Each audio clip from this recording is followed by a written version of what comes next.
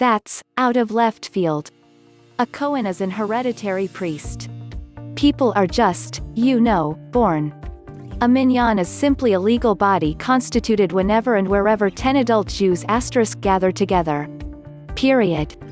A Kohen is a Jew. A minyan is ad hoc. It's whoever. It's here and now. You can have a minyan with 10 kohanim. All that does is make the process of calling people up for an aliyah to read Torah a bit complicated, but nothing else. You can have a minyan with no kohanim, which doesn't pose any sort of problem.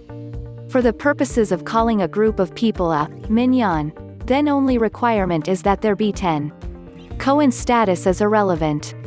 And minyans don't accept people. A minyan is just an official congregation for the purpose of considering their praying public or not. If you have 10, then you have a minyan 10 or more. If you have 9 or fewer, then you don't have a minyan. That is literally all there is to that. Footnoted to add, Orthodox and traditional Jews count only male Jews aged 13 and up. Liberal and egalitarian Jews generally include women in the count for a minyan. Edit, maybe I should mention that kohanim are simply hereditary priests.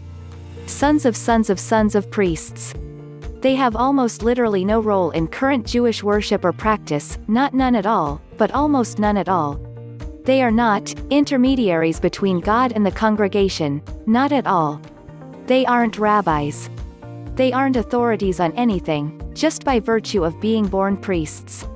Kohanim is barely more than a social status. We give a Kohen the honor of being called up to the bima to say the blessings before the Torah reading first, instead of fourth, or never. It's an inherited status, not a job.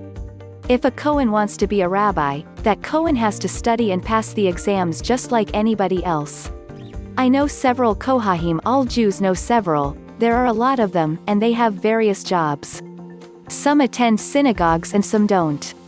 One of them I'm acquainted with is a district attorney. One is a prison guard. One works for Amazon. They have regular day jobs, just like everybody else. Kohanim are kohanim by birth. A Kohen who is in a state of enmity with a member of the congregation may possibly be temporarily unable to bless the congregation.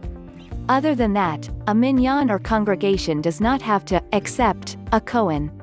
That is not up to the kohanim. That is the task of the shamas. The kohanim have certain privileges such as being the first to be called in a service, but he does not determine who's counting and who's not.